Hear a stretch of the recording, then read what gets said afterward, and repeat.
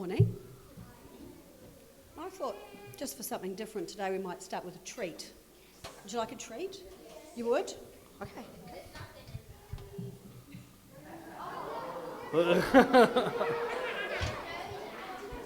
Surprise!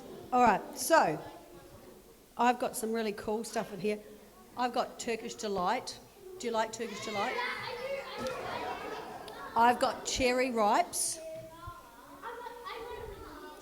I've got chocolate caramello koalas. What else have I got? Crunchies. So, but I've only got a couple of each. So if you want your favourite one, you're going to have to be quick. So I want a beautiful straight line that starts, so the front of the line is here and it goes that way. Off we go, in the front. Come on, who's going to get in the front? Let's see. You're too tall, sorry. You're too tall to be close. Aaron, you're too tall. Lara, you have to be standing on your feet. And your knees have to be straight. And now you're too tall. My knees are straight. No, she's not. She's taller than me. Okay. So you're in the front. You know what? I'm going to start at the back. Yeah, I don't really care what I get random. I chose something random. Once you've got one, pop it in your pocket and go and sit down. No, you're not next.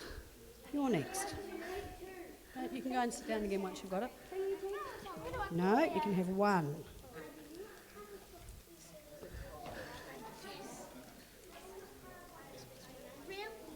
Janet really wants. Wait, there won't be. No, you just get one for you. Just one. There we go. Okay. So, that was a bit of a surprise, wasn't it? That wasn't what you expected. Usually, when you line up, it's the first person that gets what they want. What's up, Ben? Wait till the end. Oh, no, that's Glenda. terrible.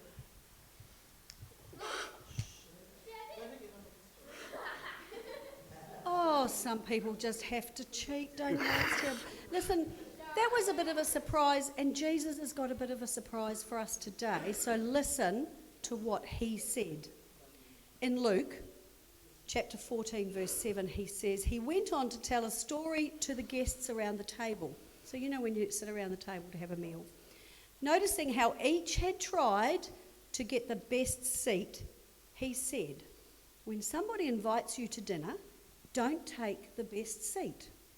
Somebody more important than you might have been invited by the host. Then he'll come and he'll call out in front of everybody, you're in the wrong place. The best seat belongs to this man. And red-faced, you'll have to make your way to the very last table, the only place left.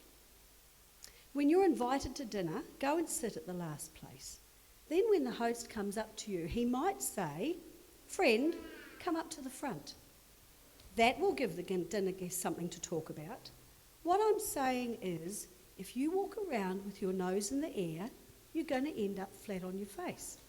But if you're content to be yourself, you will become more than yourself. So that's a bit different from what the world tells us. Like the world tells us you've got to be first, you've got to get in there, you've got to win. Doesn't matter if you have to trample on other people, doesn't matter if you have to elbow them out of the way, you've got to be first and you've got to be up the front. But what Jesus tells us is you've got to look after everybody else. Step out of the way and let other people come through. Look after people who need help to do things. Don't push people out of the way. And that's one of the reasons we have days like Father's Day, isn't it? To acknowledge those people that care for us, Harriet, and look after us.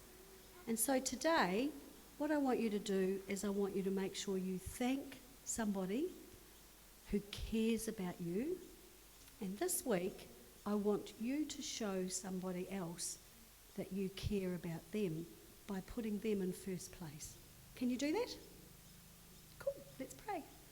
God, thank you for these great kids who know you in their heart and who come here to worship you.